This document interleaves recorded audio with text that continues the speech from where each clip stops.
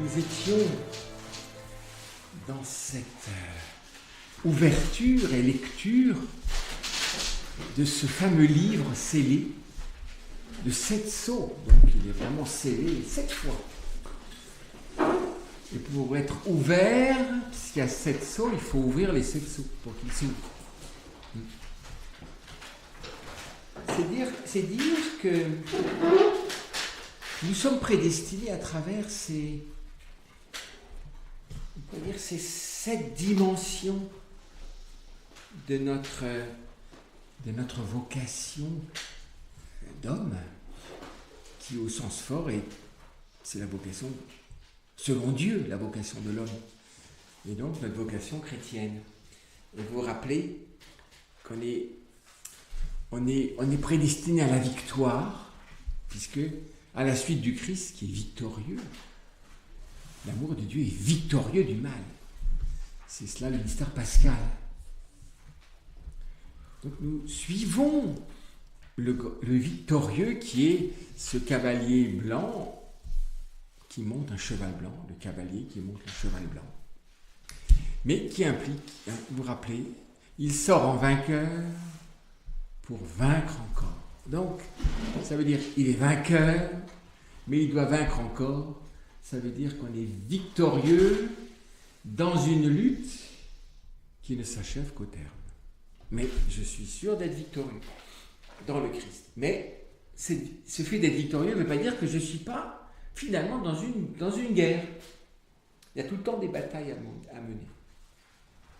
Des batailles, j'allais dire, contre nous-mêmes. Vous rappelez-vous les 4 sceaux suivants qui regardent les 3 concupiscences, c'est-à-dire ces trois plis, mauvais plis, qui nous viennent de l'orgueil, tels que Saint Jean nous les donne dans la première épître au chapitre 2, la convoitise qui regarde une convoitise spirituelle qui est l'orgueil de la vie, et donc le cheval rouge feu, qui est la colère. Après, il y a la deuxième convoitise qui est la convoitise qui est, faut dire, la vanité, tout ce qui vit pour soi, pour son rayonnement personnel, la vaine gloire, et qui fait qu'au fond, si je vis pour moi et pour mon rayonnement, il n'y a rien pour les autres. C'est-à-dire qu'il n'y a rien de gratuit, il n'y a rien de trop. Chacun prend tout ce qu'il veut. C'est le cheval noir. Et puis, la convoitise fondamentale, qui est la convoitise de la chair, qui fourvoie l'être humain, au fond, dans la délectation des biens sensibles, et qui regarde ce cheval verdâtre. Mais nous sommes prédestinés à une lutte intérieure, dont la victoire nous met aussi, vous voyez, si je lutte contre ma chair, c'est-à-dire une humanité idolâtrique de ce qu'elle voit, de ce qu'elle sent, de ce qu'elle goûte, elle va aussi, à travers cette lutte, devenir une humanité qui est une vivante ressemblance avec la chair du Christ, puisque le Christ nous a laissé comme testament vraiment sa chair, c'est-à-dire le Christ vivant. Tout ce qui n'est pas vécu jusque dans ma chair n'est pas vraiment vivant. Parce que tout ce qui est humain demande finalement d'aller jusque dans ma chair. Pas de rester seulement dans des pensées, ni dans des idées, ni dans des paroles seulement, ni dans de vœux pieux, jusque dans ma chair, c'est-à-dire vraiment, effectivement. C'est pour ça que celui qui fait venir ce cavalier verdâtre, là, et ce cheval verdâtre, c'est le 4e vivant qui, symboliquement, représente le regard de Jean sur le Christ. Celui qui reposa sur la poitrine du Christ, donc le lieu même de sa chair, c'est son cœur. Voilà. Après, il y a des luttes externes, le 5e sceau qui fait que je suis prédestiné à témoin jusqu'à la mort. rappelez-vous, le 5e sceau. Et dans le 6e sceau, je suis aussi prédestiné à vivre, puisque tout l'agir humain et tous les péchés des hommes ont des conséquences réelles et effectives sur notre vie. Et aujourd'hui, on est très sensible à tous les problèmes de l'environnement, mais l'environnement, bien sûr,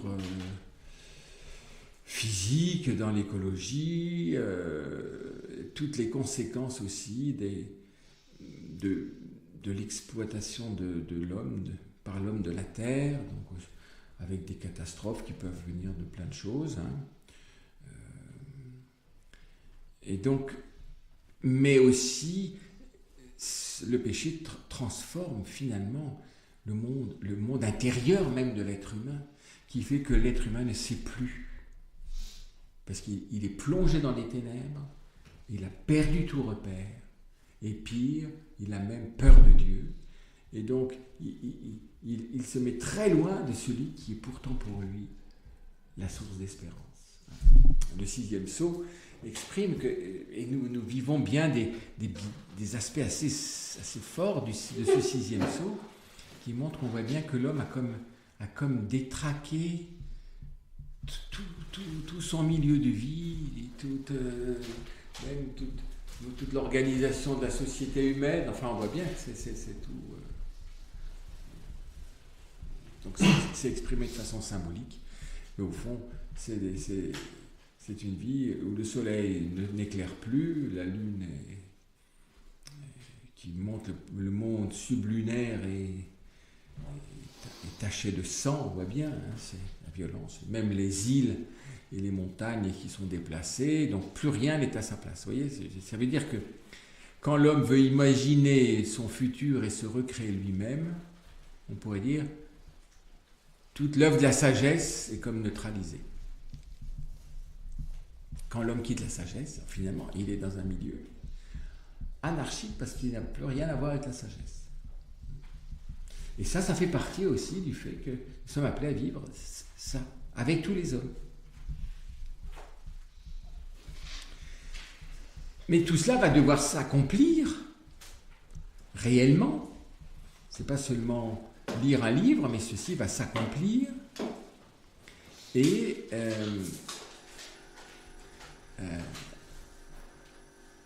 ce qui fait que ça va devenir effectif. Nous allons être mobilisés dans la conduite de l'humanité par Dieu vers son terme à travers sa vie. Nous ne sommes pas simplement passifs là-dedans. Non, nous sommes mobilisés.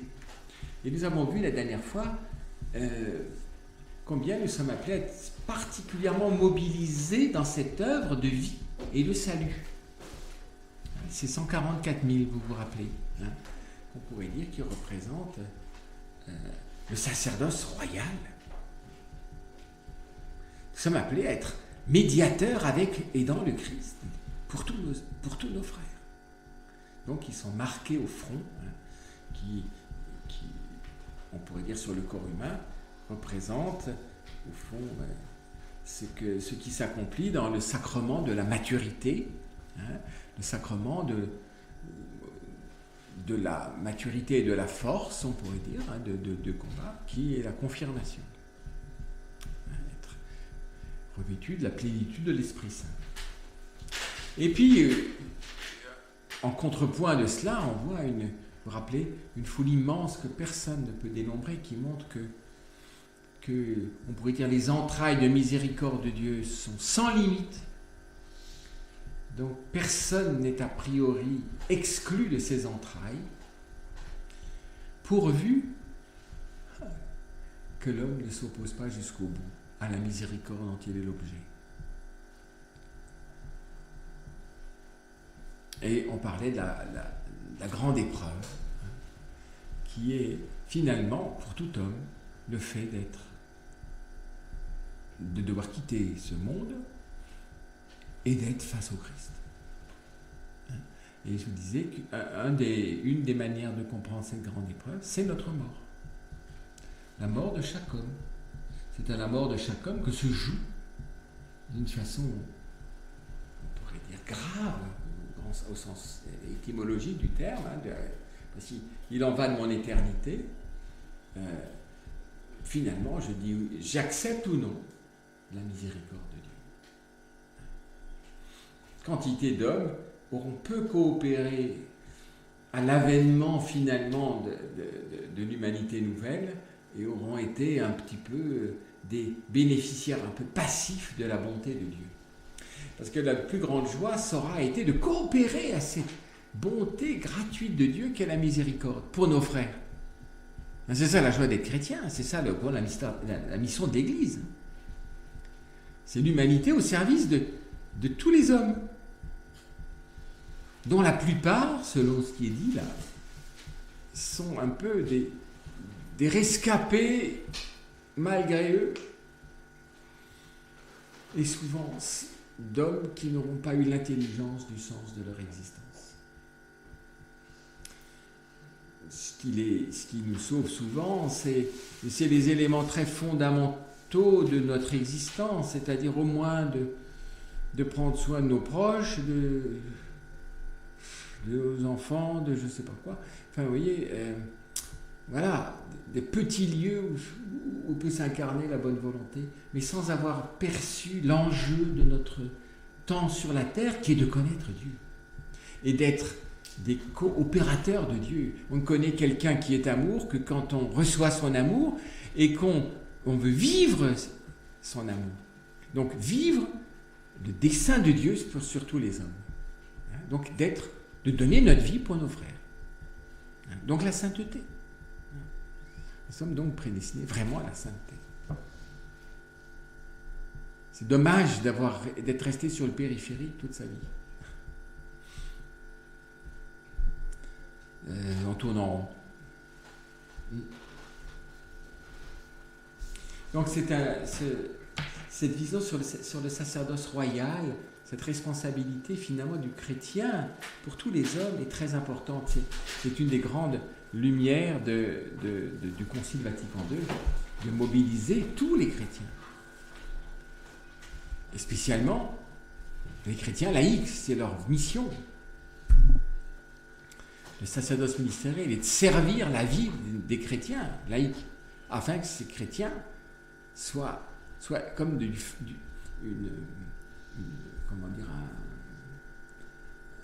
comme du levain dans la pâte, au milieu de leurs frères. Vous voyez, que la pâte lève, que la farine soit transformée finalement en une pâte.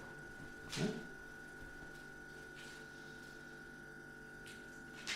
Et alors, on avait terminé le 7e saut, qui est, je très vite fait, le 7e saut. Oh, un grand silence d'une demi-heure.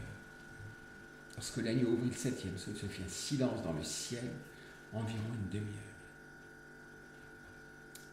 On pourrait dire que là commence et s'achève le regard sur la prédestination et commence l'accomplissement. Tout ce que Dieu veut, il le fait. S'il nous prédestine, c'est donc qu'il met en œuvre cette prédestination de paternelle, donc aimante, miséricordieuse, sur chaque homme et sur tous les hommes. C'est sur chacun et sur tous. Parce que c'est personnel et au fond, et si c'est personnel, c'est tous aussi. Parce que nous sommes appelés à ne pas être simplement des espèces d'atomes isolés, mais si nous sommes vivants, on est donc frères dans la même humanité. Donc ça regarde aussi tous les hommes. Et pourtant c'est personnel. Chacun doit se déterminer dans son cœur.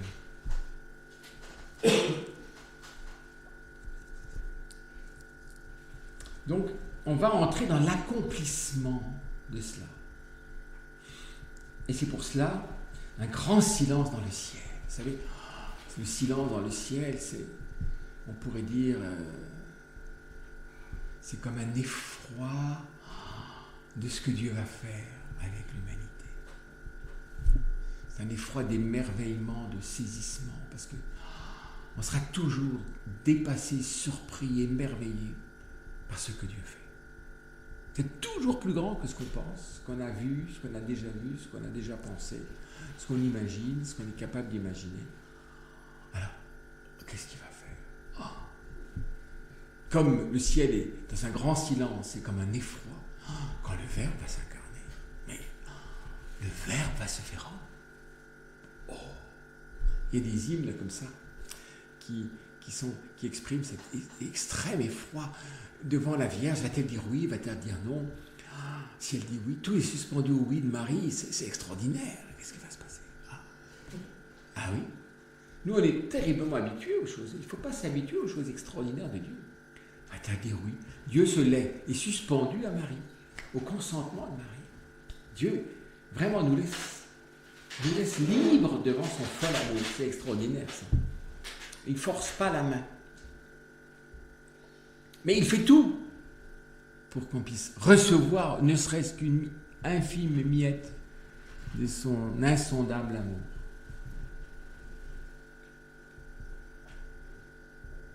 Alors, il se fit un silence dans le ciel d'environ une demi-heure.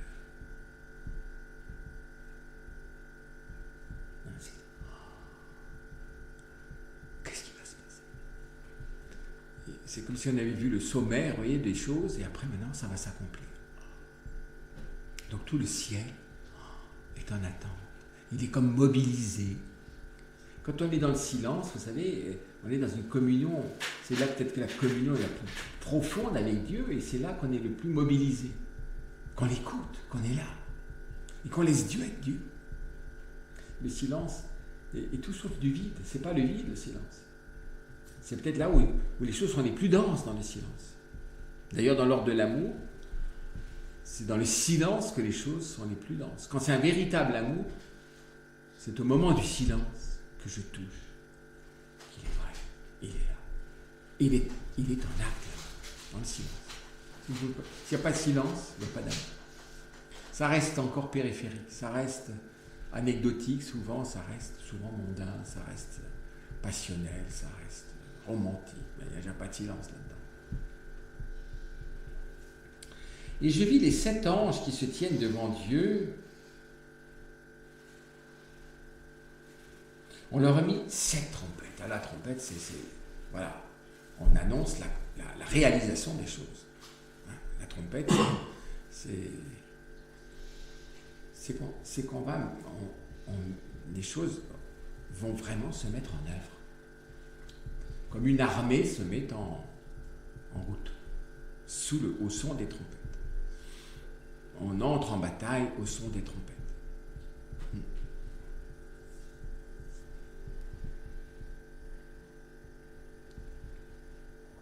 Donc il y a ces 7 anges qui se tiennent devant Dieu. On pourrait dire que ces 7 anges, les 7 anges, je pense que ce sont les anges qu'on avait vus liés aux 7 églises.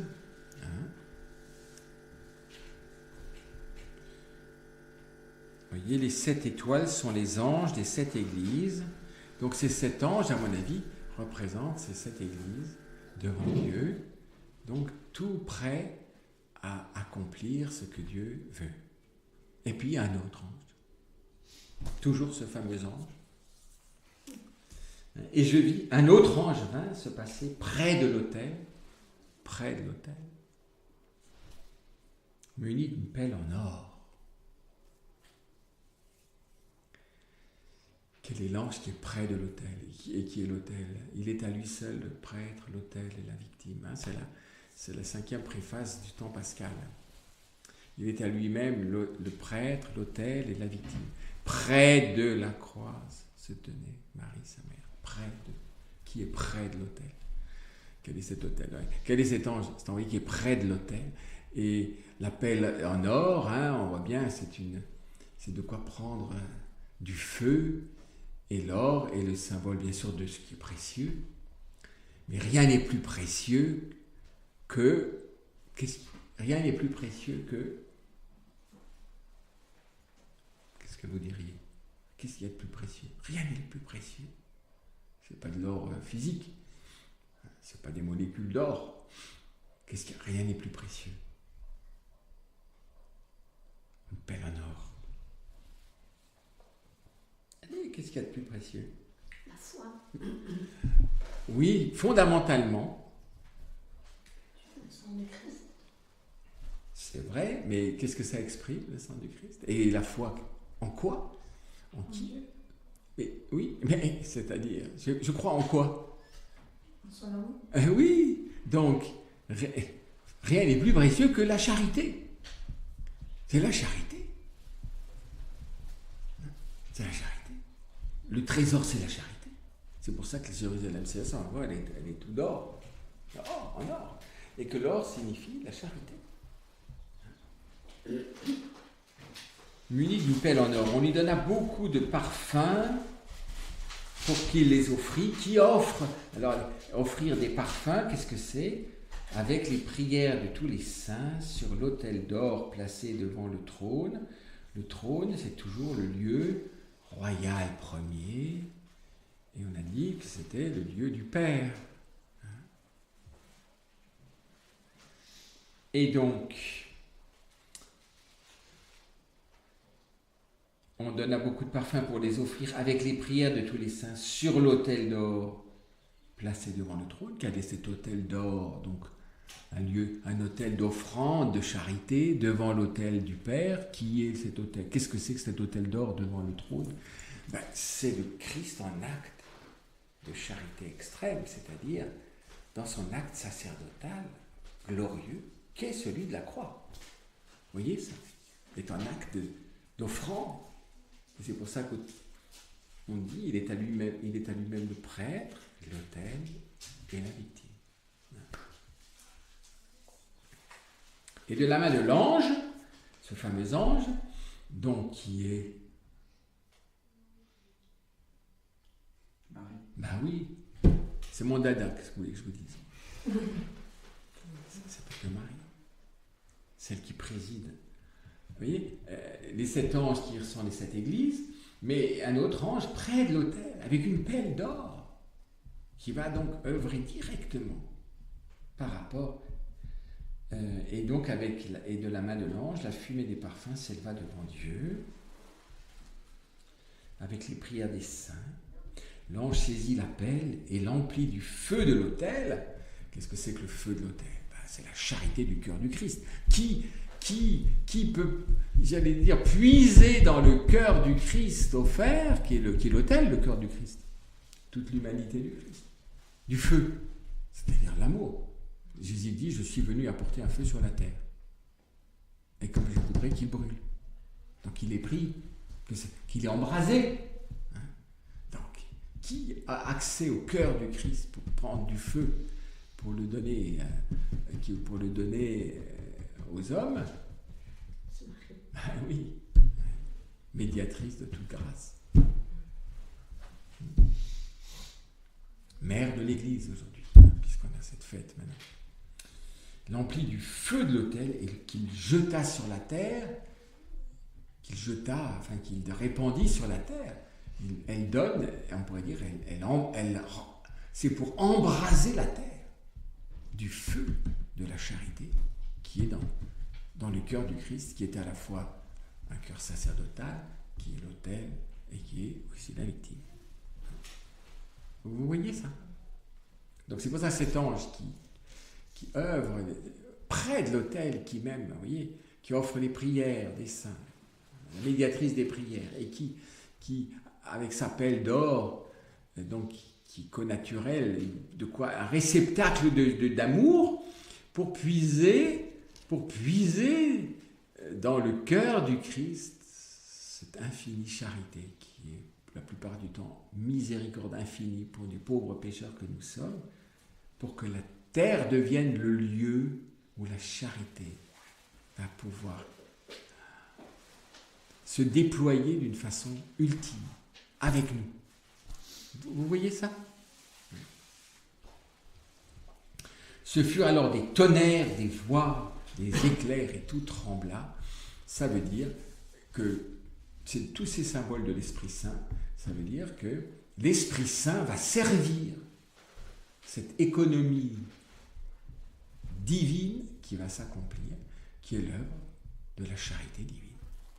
L'œuvre sacerdotale du Christ, inséparable de Marie, qui, on va le voir au terme de l'Apocalypse, est appelée l'épouse de l'agneau. l'épouse a accès au cœur de l'époux. C'est pour ça que cet ange qui est près de l'autel et qui a une pelle et qui peut puiser du feu dans l'autel, là, eh ben, elle a accès au cœur du Christ. J'en connais qu'un qui a accès à ce point au cœur du Christ, c'est Marie, l'épouse de l'agneau. C'est pour ça que Marie est au cœur de l'Apocalypse. Elle est vraiment la mère de l'Église. Je trouve que l'Apocalypse est clair et extraordinairement cette mémoire que nous fêtons maintenant, qui ouvre le grand temps de l'Esprit Saint, le temps de l'Église, avec cette célébration de Marie, mère de l'Église, cette grande lumière que le pape bientôt Saint Paul VI, qui va être canonisé le 14 octobre prochain, a proclamé au plein milieu du concile. Donc on a à la fin de la 3e session du concile. Les 7 anges aux 7 trompettes, donc ils sont prêts ils vont servir les anges des églises. Ça me montre bien que l'exécution va être complètement confiée à l'église. Tout nous est remis. Vous ferez des œuvres plus grandes que moi. Dieu ne veut rien faire sans son église. C'est-à-dire sans son humanité bien-aimée, mais ça veut dire dans l'humanité ceux qui sont prêts à faire de leur vie une vie qui sert le dessein de l'amour, donc qui est animée par le plus grand amour, qui est donc animée par l'Esprit du Père. Et donc, c'est l'œuvre des fils de Dieu que nous sommes appelés à devenir depuis que nous avons la foi dans le Christ ou depuis notre baptême. Ça va? Hein? Vous voyez, c'est pas compliqué, vous voyez, comme le langage symbolique peut nous exprimer des choses très profondes. S'il fallait dire ça autrement que par un langage symbolique, comment vous expliqueriez ça? Il faudrait 100 pages, si j'ose dire, pratiquement, pour exprimer quelque chose de ça. Alors, l'exécution, le premier solo, la première trompette. Alors, il y eut alors de la grêle et du feu mêlé de sang qui furent jetés sur la terre.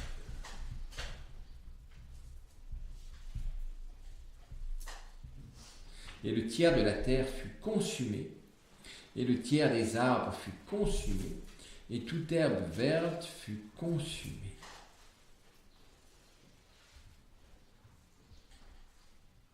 On va voir que il y a comme, vous vous rappelez que les premiers vivants qu'on a vus dans l'œuvre de la création, selon le premier récit de la Genèse, il faut qu'il y ait la terre pour qu'il y ait d'abord des végétaux et tout ça. Donc on va voir que ça va toucher directement la terre comme lieu de vie où va s'accomplir le mystère humain. Vous voyez, une fois qu'il y a les luminaires,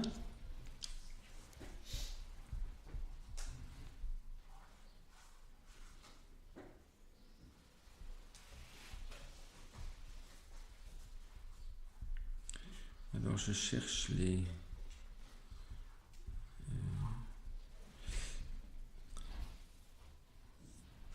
Vous voyez, dans le 6e jour, quand faisons l'homme et tout ça, c'est là qu'il dit « Je vous donne toutes les herbes portant les semences et qui sont sur toute la surface de la terre et tous les arbres qui ont des fruits portant des semences, ce sera votre nourriture. » Donc les herbes portant semences et les arbres qui portent des fruits, ce sera la nourriture de l'homme, selon, vous voyez, la 6e trompette. Donc la première chose que cette pluie de grêle et de feu, et de sang plutôt, détruit en grande partie, c'est directement ce qui va servir de nourriture à l'homme. Donc, on va voir que l'homme va être éprouvé par rapport à ce qui touche directement ce qui lui est donné pour vivre. Et Dieu dit, je vous donne les herbes portant semences et tous les arbres qui ont des fruits portant semences. Et puis alors aux animaux, il donne toute la verdure des plantes. Voilà.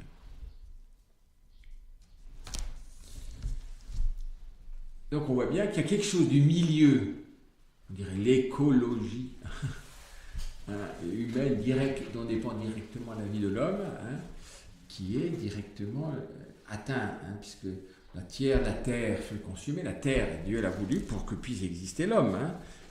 C'est un des premiers travaux de Dieu, c'est que séparer finalement la terre de la mer, de l'eau. S'il n'y a que de l'eau, il n'y aura pas jamais d'homme. Donc, et après il y a une eau qui est en haut, une eau qui est en bas, pour qu'il y ait de la terre. Vous voyez, Dieu dit que les eaux qui sont sous le ciel s'amassent en une seule masse et qu'apparaisse le continent, la terre. Il en fut ainsi. Dieu appela le continent terre et la masse des eaux mer, et Dieu vit que c'était bon. Donc on voit que la terre elle-même est en partie, dans son tiers atteinte, et ce qui permet à l'homme de vivre sur la terre, les herbes, enfin les graines, et puis les fruits des arbres.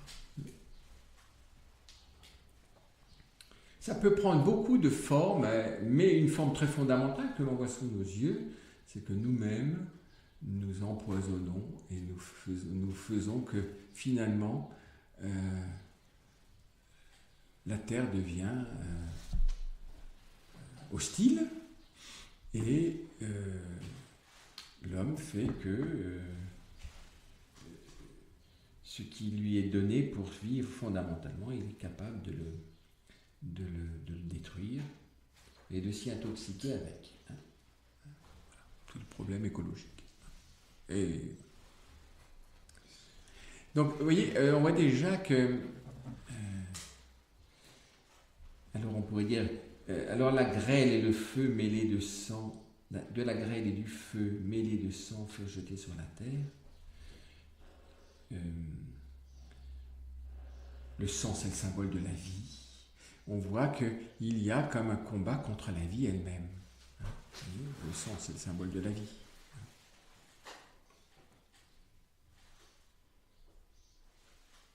La grêle et du feu, qu'est-ce que c'est ça? C'est généralement ce qui arrive pendant un orage. Et donc, l'Esprit Saint donc, se sert de toutes les conséquences des actes humains pour mettre l'homme devant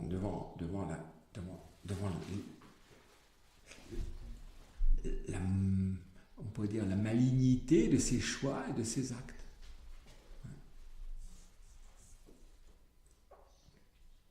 Dieu ne se prend pas directement à faire du mal à l'homme. Vous voyez ce que je veux dire? On ne verrait pas Dieu mettre la main méchamment. Une vraie mère méchamment jamais ne mettrait la main sur son enfant. Si vraiment c'est la méchanceté, il y a un problème qui ne va pas. Il y a une blessure, il y a quelque chose qui fait que si une maman, je ne sais pas, donne une bonne tape à son enfant, c'est une tape pas de méchanceté, c'est une tape pour le bien de l'enfant. Donc c'est une tape d'amour, une vraie correction.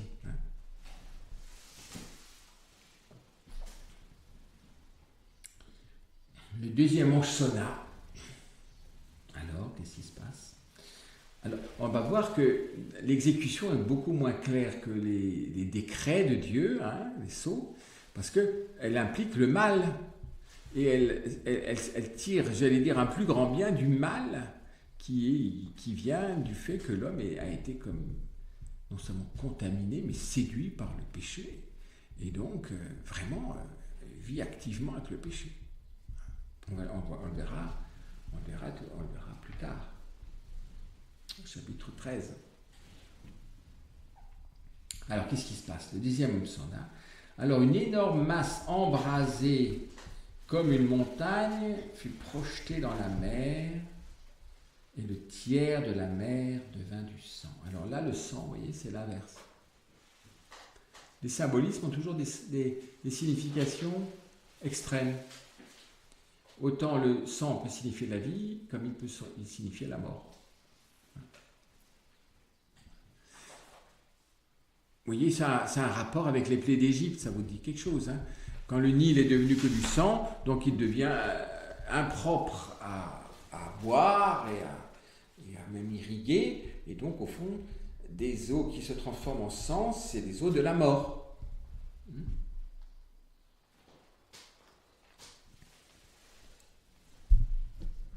Et le tiers de la mer devint du sang. c'est-à-dire la mer qui, selon le récit premier de la création, est comme le réservoir premier de vie, devient lieu de mort.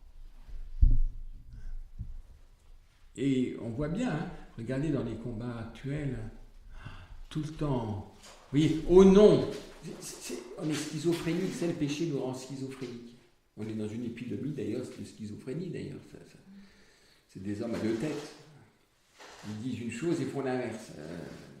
Ils affirment il faut sauvegarder des limaces particulières, des escargots des insectes qui ont une couleur, je ne sais pas quoi, et en même temps, le petit de l'homme, on va dire que non, c'est le droit de la femme, on le supprimer.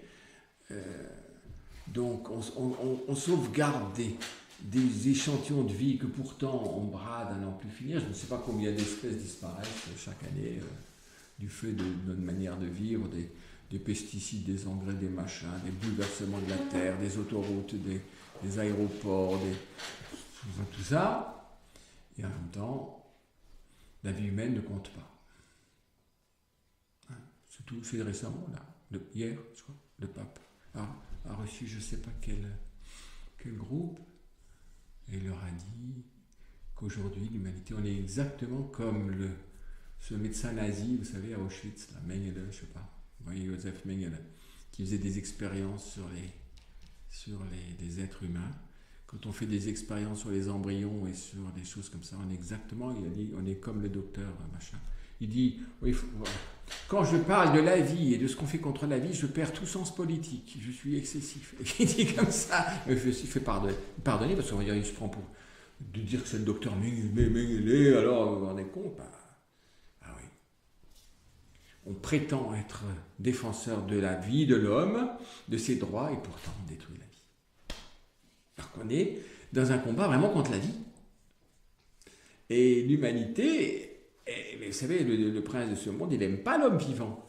Donc il va tout faire pour qu'en fait, ça se passe par, au fond, soi-disant au nom de la vie, au fond, on sème la mort. Et donc l'avènement du salut de l'homme va se faire à travers un combat qui finalement vise à tuer l'homme. Extérieurement, et jusqu'à intérieurement, jusqu'aux conditions corporelles de vie. Évidemment, si vous avortez, vous passez par le corps de l'embryon ou du fœtus. Voilà. Mais jusqu'à tuer l'âme. Alors, on est vivant, mais on est mort. C'est un avortement intérieur, vous voyez ce que je veux dire? Tu passes pour vivant, mais tu es mort. Donc, il périt ainsi le tiers des créatures vivant dans la mer, le tiers des navires fut détruit. Le navire implique les relations entre les êtres humains, le commerce, et donc tout ça touche même, vous voyez, finalement c'est l'économie, des navires, donc même, vous voyez, les logiques du monde détruisent le monde lui-même. Quand le démon nous flatte pour nous dire qu'on sera très heureux, en fait, il veut nous tuer. C'est pour ça que c'est vraiment le serpent qui mord sa queue. Quand il nous prédit un très beau paradis futur, en fait, il prépare un champ de cadavres. Et donc, le tiers des navires fut détruit. Le troisième ange sonna, alors tomba du ciel, tout ce qui vient du ciel,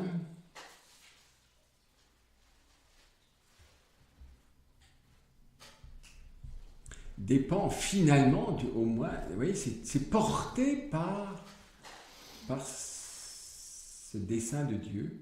C'est pas que c'est Dieu qui jette ça dans la mer, mais ça, c'est selon une permission de Dieu qui j'allais dire, prend au sérieux même le péché de l'homme afin de mettre l'homme devant l'effectivité, la gravité des conséquences de son péché.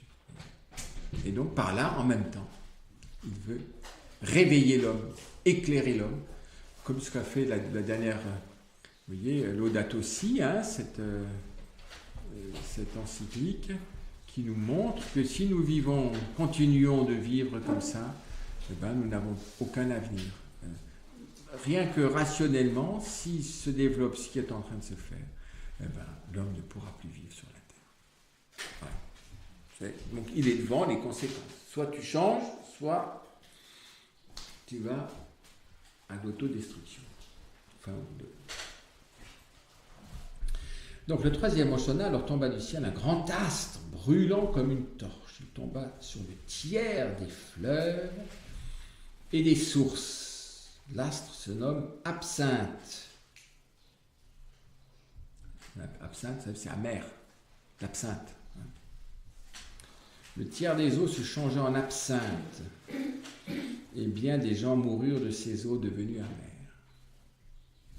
Alors vous voyez, on peut dire que ça touche alors, plus seulement la mer, la terre, les végétaux, on approche aux sources, les sources. La source, ça touche la source. Alors vous voyez, quand on touche les sources, c'est encore beaucoup plus grave. On va vers quelque chose qui regarde d'où jaillit, où la vie, ou ce qui est de plus essentiel. Si les sources sont contaminées, alors tout le reste est contaminé. Alors, les sources, il y a beaucoup de sources, bien sûr, il y a les sources physiques de la monde, mais la source, les sources, qu'est-ce que c'est que les sources pour l'être humain? Et que tout devient amer. Bien sûr, il y a peut-être l'amertume du goût, mais au fond, qu'est-ce qui devient amer? On dit, il a le cœur amer, il est devenu amer. Quand vous êtes dans l'amertume, qu'est-ce qui se passe? D'abord, quand vous êtes amer, vous ne vivez plus vraiment. Hein. Il est amer, donc il est, vous savez, la désillusion, il est désabusé, il a même du ressentiment dans le cœur, c'est ça l'amertume, hein. Il en veut, il attend la vengeance et tout ça, vous voyez. C'est l'impossibilité d'aimer ça, l'amertume. Et qu'est-ce qui est la source? Qu'est-ce que sont les sources? Ben pour nous, profondément, c'est notre cœur. Hein. Et puis, la source pour notre intelligence, on pourrait dire, c'est ce qui est vrai, c'est la vérité. Et pour le cœur, c'est la bonté. Quand vous êtes amer, vous n'êtes plus bon. L'amertume et la bonté, ça ne va pas ensemble. C'est les deux, vous savez, c'est deux qualités gustatives opposées. Ce qui est doux et amer. L'amer et le doux, ça s'oppose. L'amour est du côté du doux. L'amertume n'est pas du côté de l'amour. Alors, un astre qui tombe, vous voyez que un grand astre brûlant comme une torche, ça ressemble à un soleil ou je sais pas quoi, oui. Quand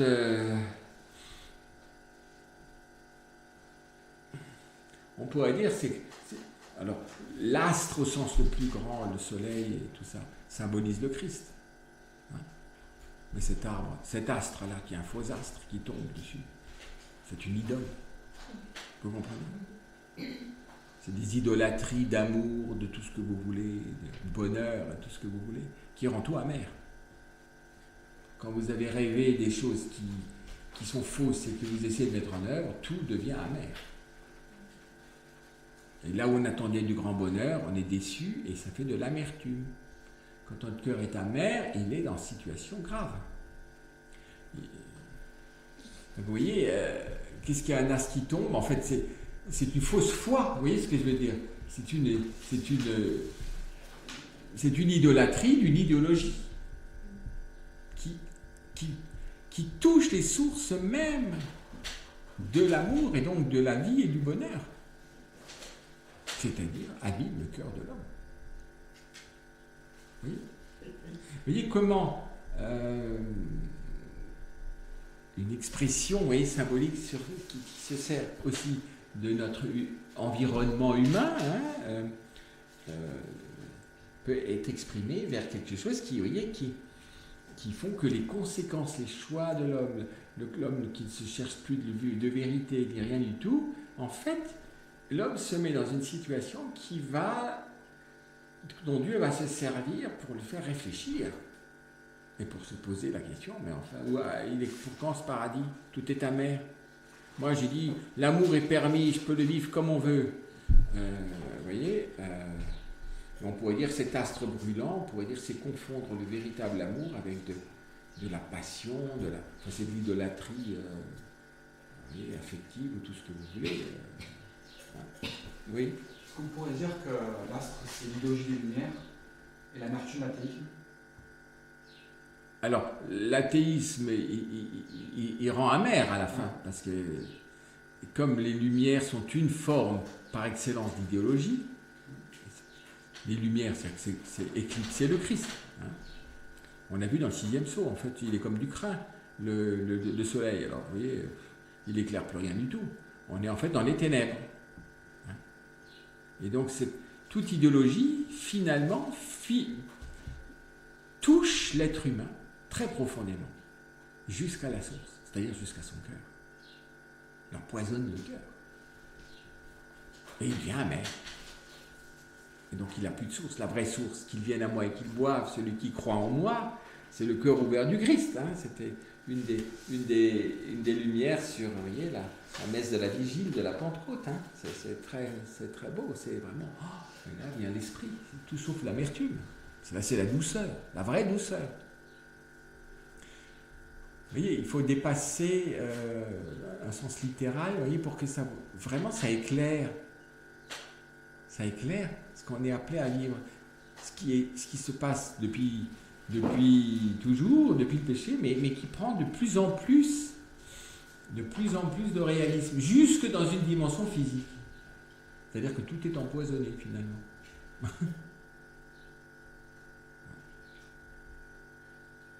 Je vais trouver une eau sans chlore où, hein, peut-être ici, voilà. À part ça, le chlore, essayez de le boire, c'est excellent. Hein. L'eau de Javel, c'est... Vous le sentez quand vous buvez de l'eau au robinet. Ah, il faut désinfecter, il faut recycler l'eau, il faut ceci, il faut cela. Pourquoi il faut recycler l'eau et tout ça? Ah oui, le lave-vaisselle, la laver, les douches, les machins, l'eau et tout. On utilise une eau, on la fout en l'air. Vous voyez ce que je veux dire? Donc, le tiers des eaux se change en absinthe, et bien des gens moururent de ces eaux devenues amères. Vous voyez, ils meurent parce qu'en fait, finalement, alors qu'on croit que tout le monde va pouvoir aimer librement comme il veut, finalement, on meurt de ne pas connaître, de ne plus aimer. Hein? De chagrin, de déception, désabusé de tout ce que je veux. Et surtout, tout le monde utilise tout le monde, mais qui m'aime vraiment? Mais il n'y a personne qui m'aime vraiment. Quand on s'utilise mutuellement, ben, où est-ce que qui m'aime? Personne. On se sert les uns des autres, finalement rien. Et quand je ne connais plus le Christ, pour bien des hommes, je peux ne plus connaître l'amour. Et donc, je peux désespérer de l'amour. Mourir d'amertume.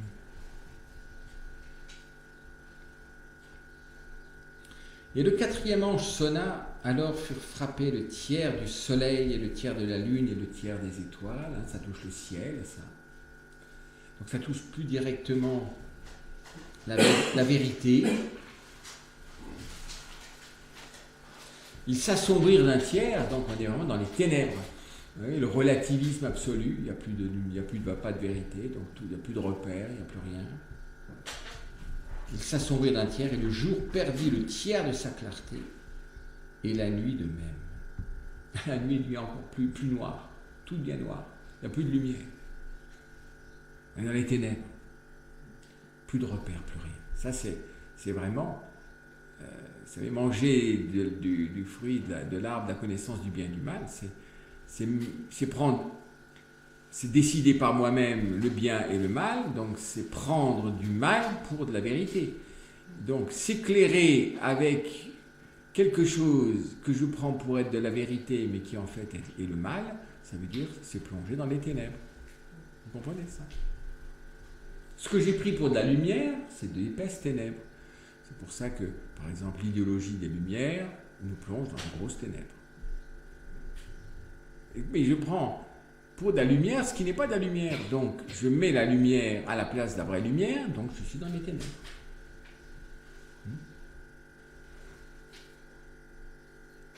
Ça va?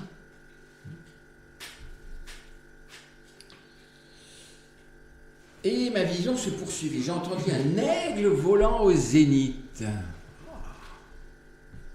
criant d'une voix puissante: malheur, malheur, malheur aux habitants de la terre à cause de la voix des dernières trompettes dont les 3 anges vont sonner. Mais, vous voyez, c'est un grand avertissement. Un ange volant au zénith. Qui ça peut être un ange volant au zénith, c'est-à-dire au plus haut du ciel. Et qui avertit. Saint-Michel.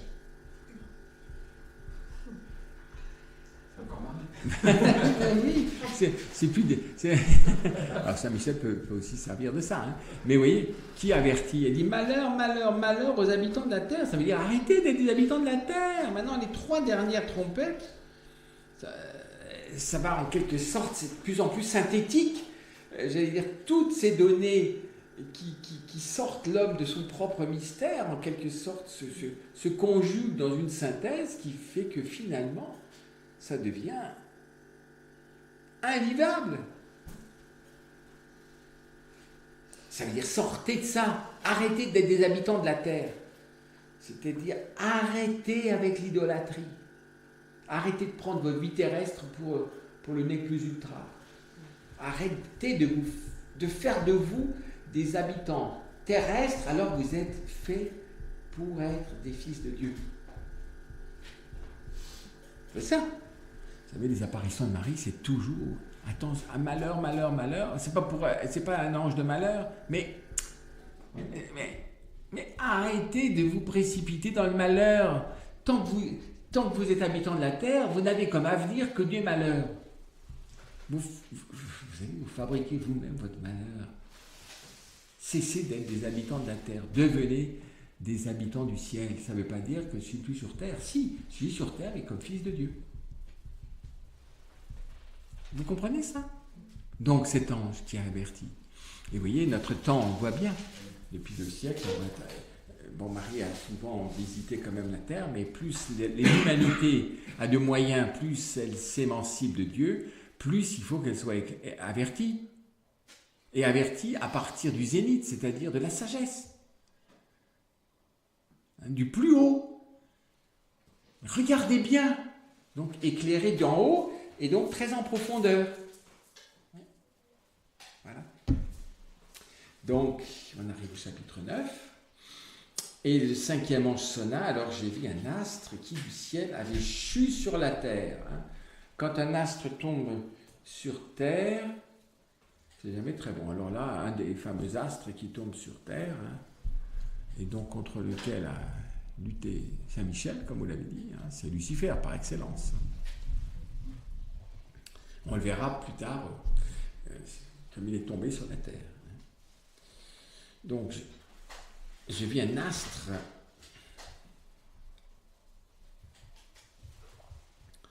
qui tombe sur la terre et qui du ciel avait chu sur la terre.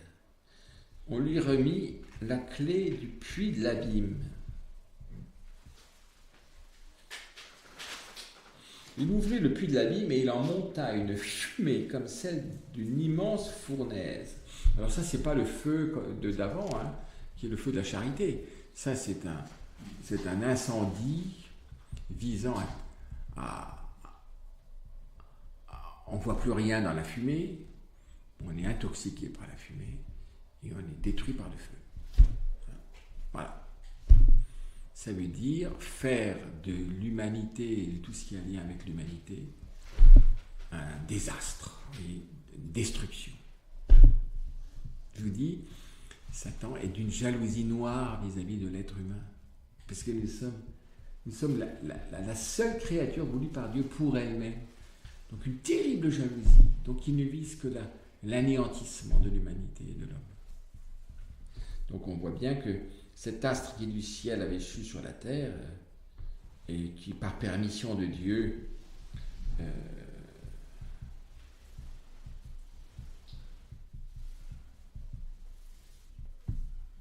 alors le il, ça dépend qui. Est-ce que c'est le cinquième ange sonna, alors je vis un astre qui du ciel avait échu sur la terre. On lui remit, à lui, c'est qui la clé du puits de l'abîme. Il ouvrit le puits de l'abîme, il en monta une fumée. Alors voilà, on lui, à qui dans cette phrase. Et le cinquième ange sonna, alors j'ai vu un astre qui du ciel avait échu sur la terre, on lui remit, donc c'est l'astre normalement, la clé du puits de l'abîme, donc c'est une permission de Dieu. Il ouvrit le puits de l'abîme, il en monta une fumée comme celle d'une immense fournaise, le soleil et l'atmosphère en furent obscurcis, et de cette fumée des sauterelles se répandirent sur la terre, on leur donna un pouvoir pareil à celui des scorpions de la terre. Donc ça, vous voyez bien, ça, ces sauterelles, ça rappelle une autre plaie d'Égypte. Hein. Et ces plaies d'Égypte étaient pour que les hommes quittent. C'est-à-dire que les Égyptiens laissent partir. C'est-à-dire que le monde cesse de maintenir captifs les hommes. Hein. Donc c'est pour libérer, quand les sauterelles sont là, c'est pour que l'Égypte libère Israël. C'est-à-dire que le monde cesse d'empêcher l'homme de devenir ce qu'il est, d'être fils de Dieu. Hein. Et on leur dit d'épargner les prairies, toute verdure et tout arbre, et de s'en prendre seulement aux hommes qui ne portaient pas sur le front le sceau de Dieu.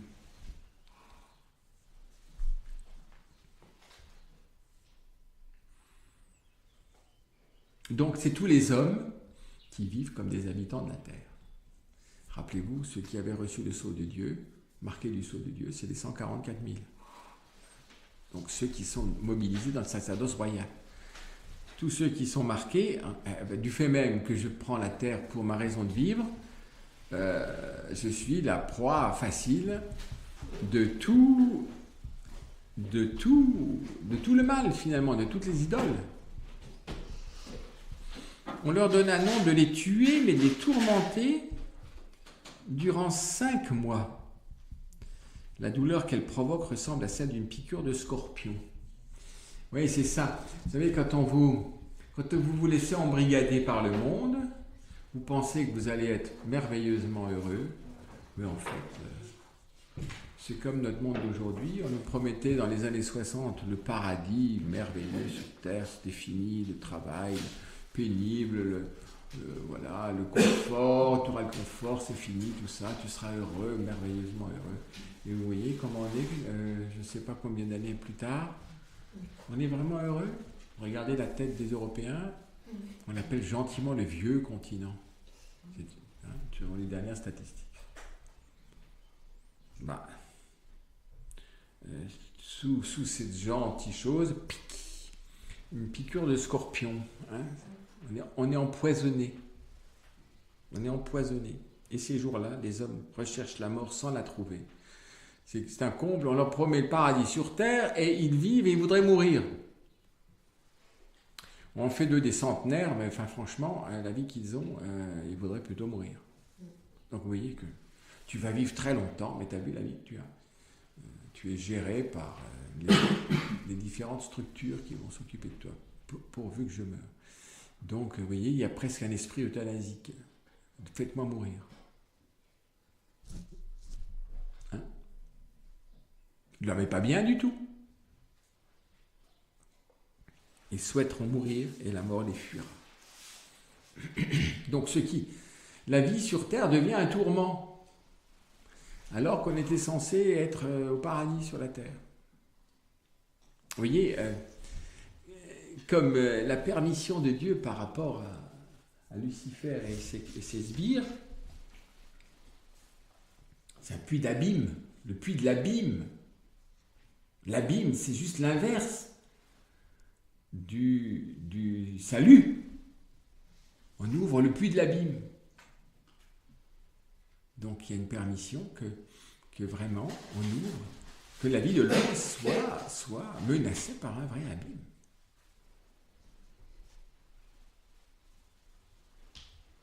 Vous voyez par exemple des idéologies, par exemple l'existentialisme qui dans une des formes, et le nihilisme, rien. Et même ça touche même la théologie. Comme on dit, c'est pas possible que l'homme qui a refusé Dieu soit dans cet état toujours, eh bien finalement, après, il va être comme anéanti. La miséricorde va l'anéantir, il va cesser d'exister. Vous pensez que Dieu cesse d'exister, ce qu'il a créé? C'est du nihilisme jusque dans la théologie. Donc l'homme va dans l'abîme. Vous voyez ça? On est fait pour le ciel et voilà l'abîme. Mais l'imposture, le monde c'est une vraie imposture. Ça nous fait rêver, mais c'est cruel parce que ça nous mène juste à l'inverse. Donc vous voyez, c'est... Quand on ouvre le puits de l'abîme, alors qu'est-ce que c'est que l'abîme? Je pense qu'on est à un moment aussi très... Vous voyez, qu'est-ce qui se fait de l'abîme? Il ouvre l'abîme, qu'est-ce qu'il y a? Une fumée comme celle d'une immense fournaise. Donc, ça va tout obscurcir. Le soleil, l'atmosphère en furent obscurcie. Le soleil, c'est par excellence le Christ. L'atmosphère, respirer, ce qu'on respire. Il n'y a plus d'air pur. On pourrait dire que c'est une pollution. Mais c'est une pollution spirituelle, puisqu'on doit inspirer. On est pollué spirituellement. Et de cette fumée, des sauterelles se répandent sur la terre. C'est-à-dire, c'est quoi? L'abîme, c'est comme tu peux faire ce que tu veux. Qu'est-ce qu'apprend cet as qui tombe, non serviam? Qu'est-ce qu'il va dire à l'homme? Fais comme tu veux. Quand l'homme décide qu'il fait ce qu'il veut, c'est plus seulement, il n'y a plus de lumière ni de vérité, mais c'est pratiquement maintenant, s'il n'y a pas de vérité, tu fais comme tu veux. Donc, tu te penses toi-même, tu fais ce que tu veux, tu te fais ton avenir, tu modifies tout comme tu le veux. Alors, vous voyez, ça peut rendre beaucoup de formes, transgénisme, le truc, les manipulations génétiques, enfin bref. Donc qu'est-ce que ça fait ça fait que tout est... Ça devient empoisonné pour l'homme. Et l'homme qui croyait tout voir et tout décider, il est dans la fumée, et c'est une fumée étouffante, et dans le noir, ce qui fait qu'en fait, on pourrait dire, la première victime de cette affaire, c'est l'homme lui-même, c'est l'homme. Quand l'homme est pris par ses idéologies, il est perdu, il est dans l'abîme.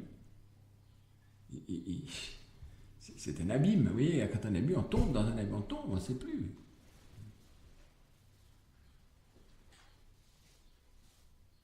Et donc, loin de lui apporter le bonheur, il est tourmenté. Tourmenté. Donc il est mal.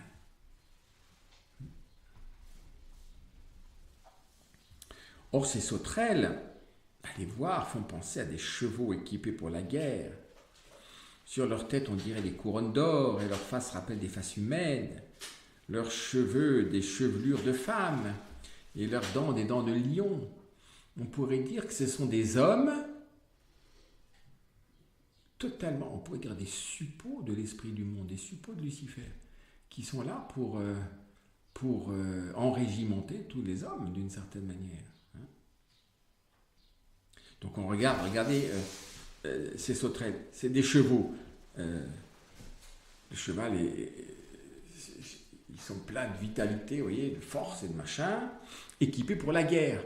L'homme, normalement, n'est pas équipé pour la guerre, il est équipé pour la relation interpersonnelle. Il est équipé pour être normalement un frère de son frère. On pourrait regarder notre morphologie, elle est toute faite pour la rencontre au grand sens, personnel. Et pour pouvoir contempler Dieu, pas pour être équipé pour la guerre, vous voyez ce que c'est? Donc c'est des hommes qui sont pervertis, hein, ces sauterelles-là. Hein? Donc équipés pour la guerre, dans leur tête on a des couronnes d'or, ça se prend pour des rois. C'est l'inverse d'un sacerdoce royal, c'est le contraire du sacerdoce royal. Hein, c'est participer à des instances de pouvoir, des trucs pour la nouvelle humanité future, tout ce que vous voulez. Ils sont royaux. Leur face rappelle des faces humaines, oui, c'est tout juste humain encore. Bon. Et qu'est-ce qu'il y a? Leurs cheveux, des chevelures de femmes, c'est-à-dire c'est la séduction. Séduire, c'est vraiment l'idole. Et c'est séduisant, sauf que les dents, c'est des dents de lion, donc ça a l'air très gentil comme ça, mais ça vous croque tout cru. Donc tu le fais, ou bien, ça y est, oui, je te séduis, viens, vis comme nous, viens, si tu veux pas, dents de lion. Donc tu vas voir ce qui va t'arriver. Vous voyez ça? C'est l'homme, c'est une description de l'homme impie. Vous voyez, ces sauterelles. Leur thorax, des cuirasses de fer. Vous voyez, le thorax, normalement, c'est le lieu du cœur. Quand Jean repose sur la poitrine de Jésus, vous pensez que c'est comme une cuirasse de fer? Ben voilà ce que devient l'homme. Là où il a le cœur, c'est une cuirasse de fer. C'est charmant. Hein? Et de toute façon, il faut se méfier des autres. Hein? Ouais. Il faut être le plus fort, dominant, dominé. On les utilise, on se méfie des autres, surtout. Bon. Et le bruit de leurs ailes, normalement, des ailes, ça ne fait pas de bruit. C'est ailes pour s'élever, hein, pour voler. Qu'est-ce que c'est? C'est du vacarme. C'est du vacarme de chars aux multiples chevaux se ruant en combat. Donc tout est en vue de dominer. Et l'élévation de l'homme, c'est la domination. La capacité de dominer, de se dominer et dominer les autres. Elles ont des queues pareilles à des scorpions, donc vous voyez, c'est charmant. Avec des dards, et dans leur queue se trouve leur pouvoir de torturer les hommes durant 5 mois. Donc toutes on pourrait dire, ces leaders visent finalement à torturer l'homme. On leur a fait rêver le bonheur, finalement, tout. Ils sont torturés. C'est une permission, ça ne dure que 5 mois. Bon, les permissions sont toujours exprimées en moi, mais tous ces grands séducteurs, finalement, ce n'est pas des hommes heureux, c'est des gens torturés. À leur tête comme roi, elles ont l'ange de la vie, c'est-à-dire Lucifer. Hein? C'est des êtres lucifériens. Il y a beaucoup de choses lucifériennes. Hein? C'est très séduisant. Hein? C'est beau, c'est tout, enfin beau, c'est pur, mais une pureté, vous savez, c'est froid. Vous avez beaucoup de choses qui sont comme ça, dites modernes, mais qui sont les lignes épurées, mais tout est froid, sans âme, sans pitié, sans tout ce que vous voulez. C'est luciférien. C'est un mot luciférien. Il s'appelle en hébreu Abaddon et en grec Apollyon.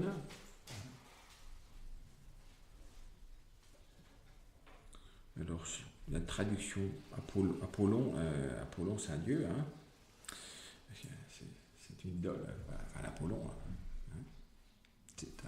C'est un Apollon, hein. C'est un homme dieu, quoi. Hein. C'est Nietzschéen.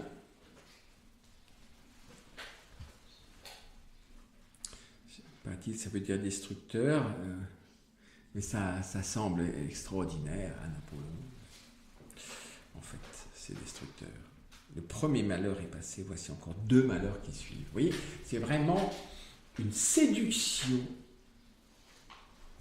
qui, quand je la suis, nous étouffe, nous met dans les ténèbres, nous enrégimente, degré ou de force, et finalement nous mettent dans la torture, qui est soi-disant le bonheur, mais vivre devient une torture, et puis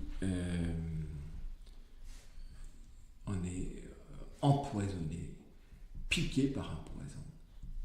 Il est bien difficile d'en sortir une fois qu'on est piqué. Hein.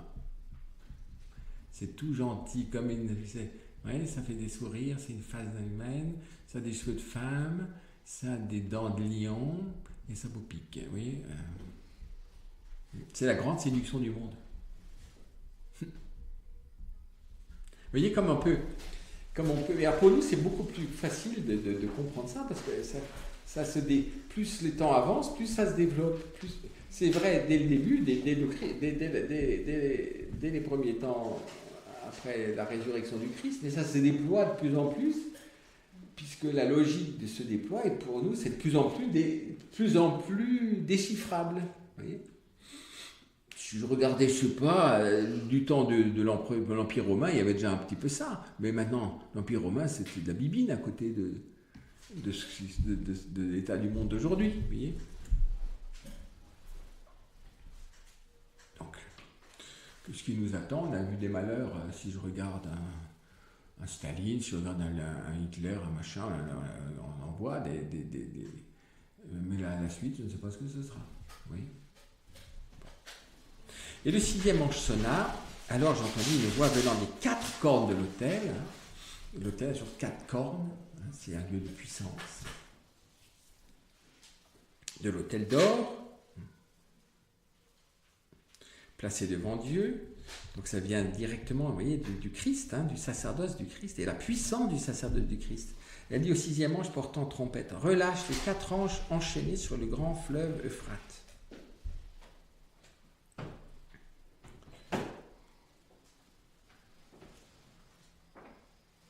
Et l'on relâcha les 4 anges qui se tenaient prêts pour l'heure, le jour et le mois. L'heure, le jour et le mois. Donc, tout est dans la main de Dieu. L'heure, jusqu'à l'heure, le jour et le mois. Et l'année, afin d'exterminer le tiers des hommes. Leur armée comptait 200 millions de cavaliers, et on m'en précisa le nombre. Tels m'apparurent en vision les chevaux et leurs cavaliers. Ceux-ci portaient des cuirasses de feu, d'hyacinthe, de soufre. Quant aux chevaux, leur tête est comme celle du lion, et leur bouche crache feu, fumée, soufre. Alors le tiers des hommes fut exterminé par ces 3 fléaux, le feu, la fumée, le soufre, vomi de la bouche des chevaux. Car la puissance des chevaux réside dans leur bouche. La parole. Le mensonge, qu'est-ce qui sort de la bouche, qui est destructeur? Le mensonge et tout le reste qui va avec, la médisance, comme dirait notre pape, les calomnies et compagnie, tout. On détruit les hommes avec ça. La bouche, la communication. Alors on fait des lois de protection, puisque depuis hier, nous sommes beaucoup plus protégés sur Internet et tout. Mon œil. Avec ça, vous tuez tout ce que vous voulez. Des informations, tout ça. Bref. Vous voyez tout ça, la bouche. La puissance est dans leur bouche, c'est curieux. Hein. Parler. Communiquer. Vous voyez, pour nous, c'est clair. C'est ça, ça n'a jamais communiqué comme ça. On est toujours désinformés, mais là, on a des moyens extraordinaires.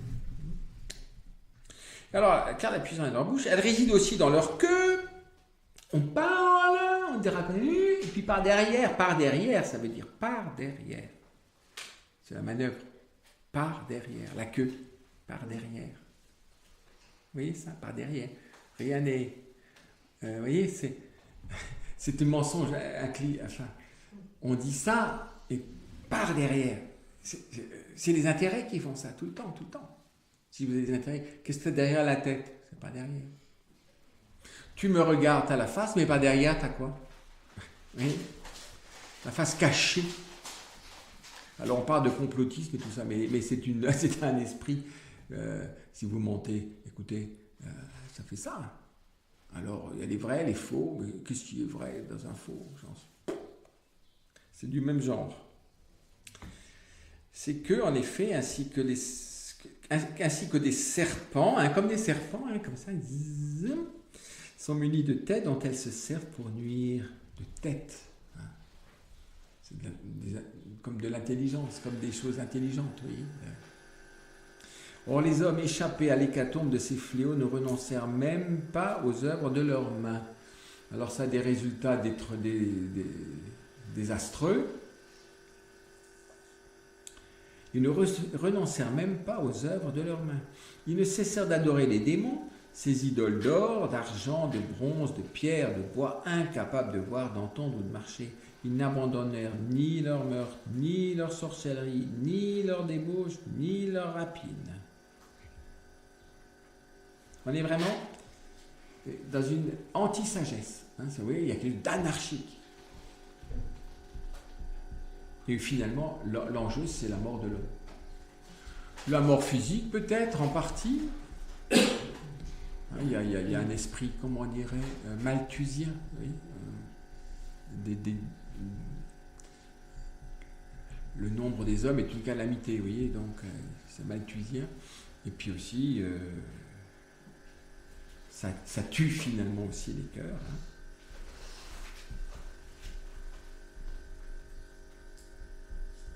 Et on pourrait dire que très très profondément, c'est une vraie intoxication du milieu, qui est de la fausse spiritualité, oui, la fausse spiritualité. Donc, ça abîme l'âme, la fausse spiritualité.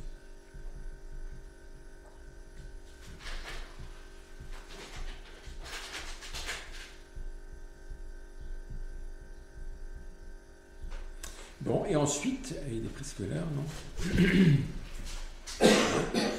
On va quand même arriver à un moment extrêmement important, au moment où on arrive à quelque chose, vous voyez, sixième trompette, c'est quelque chose de, vous voyez, c'est vraiment...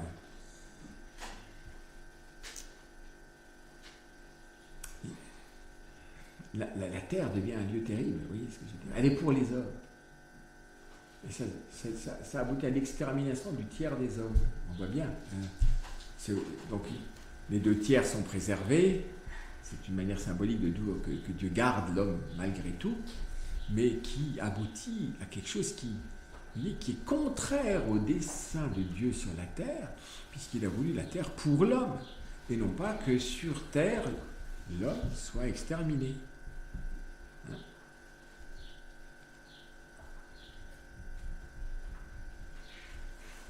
Et on voit bien que, vous voyez, l'homme continue, il y a une logique de ne pas regarder le résultat de ce qu'on fait. Non, malgré tout, on continue. On continue. On voit ça, on voit quelque chose d'analogue, vous voyez. On a l'impression qu'avec l'homme, je regarde même les enfants et tout ça, c'est comme si on dévissait les boulons, et ça tient encore, et on continue de dévisser, on dévisse, jusqu'où on va dévisser, jusqu'à ce que ça s'écroule. Vous voyez, on voit bien que ça, c'est des effets ravageurs, mais on continue encore. On pourrait regarder ça pour beaucoup de choses, des principes éducatifs, des principes de... Voilà, enfin bref, on continue. Vous voyez, donc c'est très impressionnant. Or, les hommes échappés à l'hécatombe de ces fléaux ne renoncèrent même pas aux œuvres de leurs mains. Ils ne cessèrent d'adorer les démons, ces idoles d'or, d'argent, de bronze. Ils n'abandonnèrent ni leur meurtre, ni leur sorcellerie, ni leur débauche, ni leur rapine. C'est vraiment... Il y a un peu quelque chose comme ça, vous savez, dans l'endurcissement du pharaon, hein, quand il continue, malgré tout. Non, on continue. C'est difficile, vous savez, hein, ça nous montre d'ailleurs que c'est difficile de consentir à dire non, je me suis fourvoyé, il faut arrêter. Non, il faut que je me convertisse. Vous voyez, il y a une lutte pour la conversion, il n'y a pas de conversion. Non, on n'a pas arrêté. Non. Parce que dans les œuvres de nos mains, il y a comme des avantages immédiats qui font que non, on ne va pas lâcher ça. On ne va pas lâcher ça. Non, on ne peut pas lâcher ça. Non, finalement, on ne lâche rien. Et on continue la marche en avant, qui est finalement une marche vers la mort, en fait. Hein, la terre devient un camp de la mort. Voilà. Tous les tyrans font des camps de la mort. Alors, on arrive à un moment extrêmement important. Au milieu de cet accomplissement Parce que Dieu tire toujours un plus grand bien d'un mal. Il y a une nouvelle nécessité. Au milieu de cet accomplissement qui nous est remis, hein, je vous le dis, nous sommes appelés à apporter ça. Hein, cet état où l'homme est de plus en plus en situation limite, quoi. Dieu donne des grâces surabondantes. Et il nous donne d'être de plus en plus... Comment dire ? Je vais dire ça un peu de façon impropre, mais de plus en plus purement chrétien. Quand je regarde notre pape actuel, vous voyez, il a été élu pour réformer l'Église, en fait. On dit réformer la curie, mais enfin, s'il faut réformer la curie, c'est qu'il faut réformer l'Église. Hein? Réformer ça, c'est-à-dire que ce soit de plus en plus purement l'Église, vraiment l'Église. Et donc, que l'Église soit vraiment elle-même, celle qui va pouvoir porter pour tous les hommes, pour cette multitude que personne ne peut dénombrer, cette œuvre de salut, cette œuvre de la charité, cette œuvre du feu qui vient de l'autel. Puisque n'oublions pas que c'est parce que le feu a été jeté sur la terre venant de l'autel que tout se dévoile d'une certaine manière, pas pour la destruction de l'homme, mais pour le salut des hommes. À travers cette anarchie qui vient de la volonté déchaînée de l'être humain et de la volonté fourvoyée, puisque celui qui conduit, on verra, c'est juste l'inverse de ce que l'on verra pour les armées du ciel, qui sont conduites par le Verbe de Dieu. C'est là, ils sont conduits par Lucifer, en fait, hein, puisque c'est l'ange de l'abîme, quoi. L'astre qui avait chu du ciel sur la terre. C'est donc celui qui a combattu Saint Michel. On verra ça au chapitre 13, ou 12 même. Donc c'est tout bientôt. Donc, oui, c'est comme un film, hein, c'est un thriller, hein, l'Apocalypse, c'est une énigme. Et donc là, au milieu, Dieu va donner des dons surabondants, de telle manière que nous soyons encore plus purement chrétiens. Vous voyez, plus l'Église va vers son terme, plus il faut qu'elle soit l'Église. Elle l'était presque par grâce initiale au départ, mais avec le temps, le grand péril, c'est de se mondaniser. C'est pour ça qu'on a un pape qui lutte contre la mondanité et tout ce qui est fruit de la mondanité. Et il nous appelle à la conversion, c'est-à-dire vraiment. Et quelle est la conversion ? La conversion n'est effective que si la charité s'empare de notre cœur. Voilà. C'est pas une question de doctrine d'abord, c'est pas d'abord une question de parole, c'est pas une question d'apparence, c'est qu'as-tu fait de ton frère ? C'est ça. Finalement, le jugement particulier, c'est ça. T'as fait quoi de ton frère ? Ah oui, non, mais j'ai traduit la Bible en tout ça, j'ai fait ça, j'ai fait ça. Non, t'as fait quoi de ton frère ? Où en est ton cœur ? Est-ce que Christ vit dans ton cœur ? L'Église, c'est les hommes où le Christ vit dans son cœur. C'est le feu de l'autel qui a pris feu. Il faut que je prenne feu. Et il faut que dans cette lutte, nous ayons pris feu. Et le feu, c'est qui ? C'est le Christ. Il est le feu. Il est cet autel brûlant. Enfin voilà. Donc, c'est pour ça que plus l'amour est donné, plus aussi le monde se déchaîne. Mais plus il se déchaîne, plus l'amour est donné. Et l'amour est donné à travers de la lumière. Puisque cet amour est une grande lumière. Quelle est cette lumière qui est l'amour ? Quelle est cette lumière qui est l'amour ? Oui, quoi, Sophie ? Jésus. Oui, mais oui. Ben oui. Mais c'est Jésus. Et Jésus, comment vous le connaissez ? Par l'Eucharistie. Avant l'Eucharistie ? La fidélité, la prière. Mais comment vous sauriez ? L'Église, oui, mais quelle est la lumière qui nous est donnée ? Par où nous vient la lumière ? Oui, dites-le. L'Évangile. C'est l'évangile nous donne le Christ. Vous ne connaisseriez pas le Christ si vous n'avez pas l'évangile. Mais l'évangile, c'est le Christ vivant. C'est pas un livre, mais ça passe à travers un livre. Mais c'est le Christ vivant. Et donc, on va voir que va être donné à l'Église, donc aux 144 000, si j'ose dire, et d'abord, et éminemment à Jean, qui est emblématique d'être un disciple qui écoute ce que veut le Christ, va être donné l'évangile dans toute sa force, dans toute sa pureté. Et cet évangile va faire des êtres qui ne sont pas des scorpions, là, et finalement des suppôts de Satan, mais des témoins du Christ. Double témoignage du Christ. Et ça, on le verra dans le chapitre 10 et 11, qui c'est très très important. Vous voyez, donc dans l'exécution, comme on avait vu ce sacerdoce royal qui vaut à la miséricorde à tant d'hommes, voilà, qui ont été des somnambules sur terre, de la même manière, aux chrétiens va être donné ce feu qui est une lumière au milieu de cette confusion, vous voyez, de toutes des choses qui paraissent très utiles, très efficaces et tout ce que vous voulez, en fait, ça vous détruit, tout ce que vous voulez. C'est le monde moderne, hein, ce que vous voulez. Regardez, pour nous, c'est des... Eh bien, on va recevoir l'évangile d'une manière encore plus limpide, avec encore plus de force.